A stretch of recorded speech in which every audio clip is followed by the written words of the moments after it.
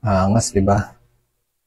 Ganda. Ganda tignan. Alright mga tol, meron akong i-share sa inyo sa pedal board ko. Actually, dito lang kay MS70 CDR. So, dahil nga ang tagal-tagal ko naghahanap ng topper nito, wala akong makita. Dahil hindi sila pareho ng mga ganitong mga the usual na topper lang sa isang pedal.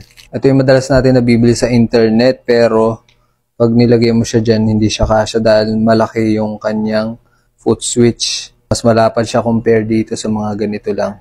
Ito medyo malaki siya kaya hindi siya kakasya. Kaya ang share ko sa inyo, itong nabili ko dito sa Facebook actually. Binili ko siya kay Pedal Toy. Yan. So ito yung binili natin. Actually dalawa siya para sa isang MS series ko rin na pedal sa 50G. Ito yung sa 50G. Ito yung ilalagay ko dito sa 70 CDR. Ito yung nakalagay kay Pedal Toy.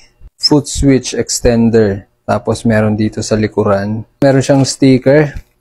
Ganda, lalagay natin sa pedal board natin yan. Ito na mismo yung pinaka foot switch natin. Ayan o. Angas, diba? Ganda. Ganda tignan. Ganda ng pagkakagawa nito. Ito yung ilalagay ko dito. Dahil ito yung na-request ko na kulay. Pwede ka nga pala mag-request dito kay Pedal Toy, no? Mabait yung nagbebenta nito. Ito ilalagay ko dito. Yan, didiin lang natin. Yan. Okay na siya. Sakto. Yan, di na ako mahihirapan mag-tapak dyan dahil mataas na siya.